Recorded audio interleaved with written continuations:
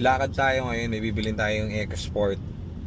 Kinabi na tayo kasi sobrang traffic dito sa Pasig, sa may Antipolo. Bakit tayo Antipolo? Para tignan yung EcoSport na binibenta sa atin. So, dinala na rin natin to. EcoSport to na actually sold na rin to. Tinetest drive na lang namin sa mga paahon sakto. Kaya ito yung dinala natin. So, ano ba to? Sino nakabili nito? Sila Sir Jeffrey. Sir Ma'am Jeffrey. So, shoutout kila Sir Jeffrey at Ma'am Angel. Ito yung unit nyo. Very goods na. Bago na transmission.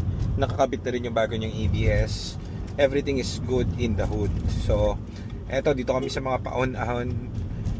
Ginagawang candy yung kalsada. So, ma-enjoy nyo itong kotse nyo pag nakuha nyo na. So, malapit na tayo kay attorney yung bibila namin kotse. So, tingnan natin kung ito mainam. Kailangan natin mag-restock. Wala na tayong kotse. So, let's go. May natras ba? Yan yan. Pet grooming. Ito nga. So, dito guys yung binibenta sa atin.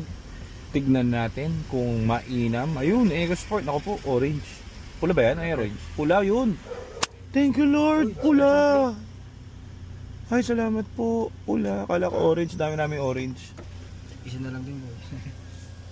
So, meron tayo special plate. Bibilin ko to kahit nakapikit. Kung bakit, hindi ko alam. Ayun na si attorney. Attorney, hello po. 7. Hindi man tayo, minalas man tayo sa deal kanina parang Edward. Ayan, nakita mo naman, busy na busy attorney. Oh. Talagang makikipag-transaction. Inonotaryo na rin niya. So, ayan. Matagal man tayo inantay ni attorney, dumating naman tayo. Yan lang ang mapapangako ko kay attorney. So, yun yung gamit nating EcoSport, yung puti. So, very good sa long drive. So, palitin mong tranny niyan, palitan rin yung bagong ABS. Yan ang pinangharabas namin packet dito ng Antipolo. Ito yung bibili natin. Checkin muna natin if everything goods, magre-restock tayo, bibili natin itong EcoSport. So, dala namin si Edward, yung head mechanic namin. Sakto, masisilip pa niya, masisipat niya itong engine maigi. Pero wala naman siyang issue, walang code. So, bili natin agad para mabilis. Ay! Manual? Ay, ganun. Manual pala. Lungkot ng buhay ko. Ilang kilometrahe? 900.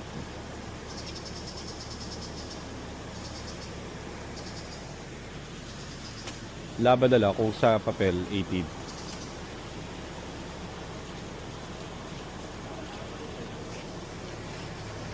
So manual pala to. Lalungkot ako. Pero okay lang.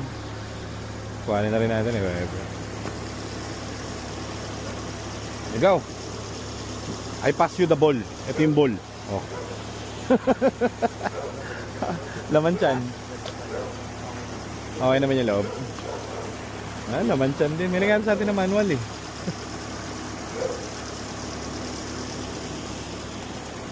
Kesa yung kanina.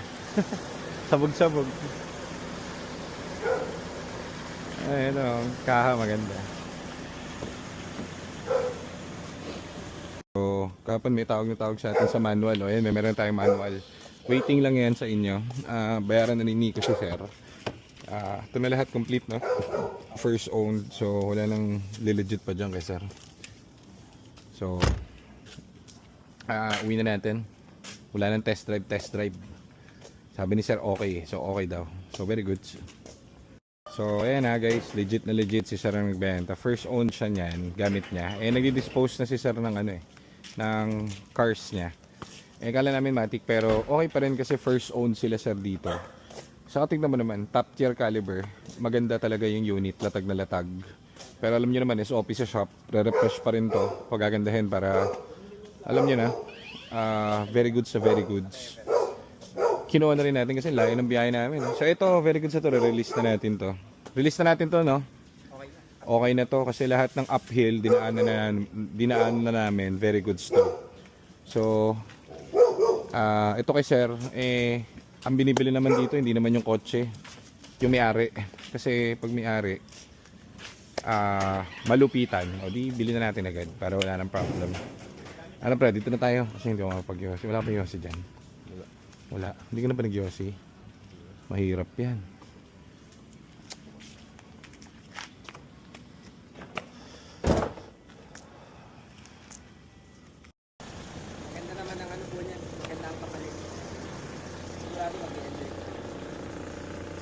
Dito na ako, Nico. Edo.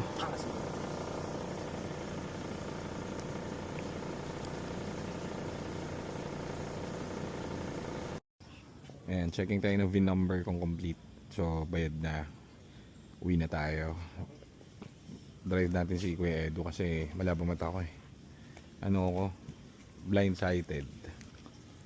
Ganun. Kala namin ano eh.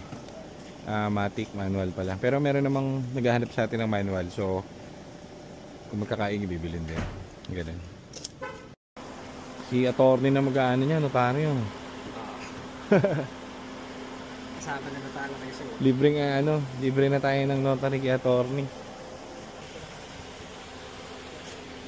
Ano, dito na tayo pre. Dito tayo, ang pangalan na ito, Rosita. Rosita. Ito si Rosita guys.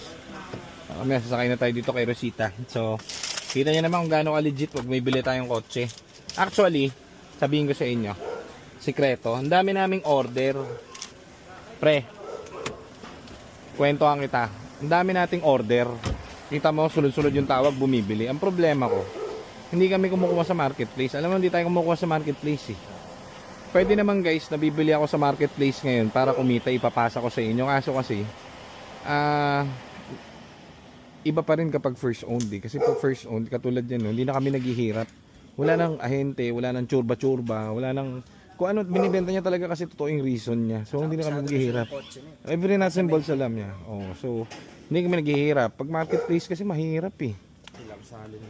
Kaya kanina yung marketplace, yung pinuntahan natin, di ba, gusto mong ano, di maintindihan ko anong problema nung sasakyan. May nagtimbre kasi kanina na agent, tinesting lang namin. Pero ito galing sa system, so walang problem na si attorney. So, every nuts and bolts na ito alam niya. Ayaw niya ibenta eh. Kaso lang, kailangan niya ibenta kasi bibili siyang Everest. So, meron tayong manual. Ganun lang. Legit. Dahil isip ko kasi, sabi daw, nag-i-inquire sa akin, Rapa, wala kang stock. Bumili ka na lang sa marketplace, tapos benta mo sa amin. Sabi, mahirap nga ho pag sa marketplace. Mahirap yan. Kasi, kala mo ba, ikaw mag-try ka bumili sa marketplace kung saan ka pa pupuntahin nun. Tapos yung maraming kwento, daming kwento. Saka durog na yun. Oo, saka hindi, kumbaga ilang pasa na yung kotse doon eh. Yung binibili lang namin guys, yung mga first owned na legit. Kaya mahirap talaga pag sa marketplace. Gustuin ko mang kumita dyan. Nako. Gamit na namin tong manual. So as expected kasi mataas to. So 90,000 yung kilometers ito pero 2018 to. So gamit na gamit. So kailangan na natin to.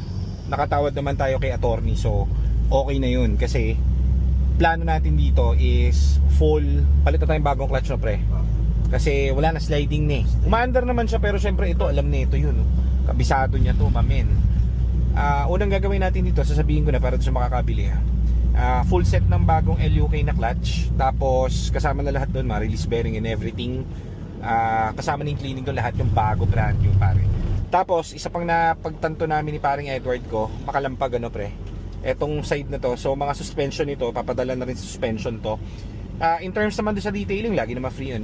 Yung detailing natin is actually makinis eh, first owned naman to. So maganda pa yung pintura. Aircon niya matindi pero susurbulin natin, magpapa-recharge tayo ng bagong aircon.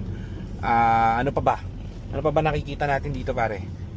Preno, palit din tayo ng bagong preno. Yes of course. Kasi kanina parang medyo, kasi nga expected mo na kung putput na clutch, hindi putput na rin ng preno no pre. Parang ganun ang diskarte. So kumbaga lahat ng basic PMS kahit na manual to, ganun pa rin naman ang gagawin natin sa kanya. Pero in terms doon sa quality ng kotse, kulang lang sa ano to, sa lambing eh. So balik natin yung lambing niya para masaya yung makakabili. Gusto nung may-ari makita, nanonood sa atin yun si Sir eh. So gusto niya makita yung second na makakabili masaya. So thank you Sir at kahit pa paano may leeway kami sa hindi man namin expected na manual. Okay na rin kasi may leeway naman kami para ma-refresh tong buong kotse mo. So thank you very much, uwi na kami and thank you po, salamat and God bless, Merry Christmas, Happy Birthday.